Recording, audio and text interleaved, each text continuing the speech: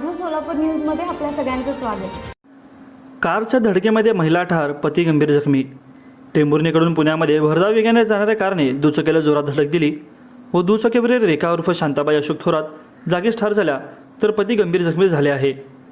आडेगाव तालुका माढा येथील रोडवर टेंभुर्णीकडून पुण्याकडे भरधाव वेगाने जाणाऱ्या कारने MH12 NJ 9119 दुचाकीस या धडक दिली।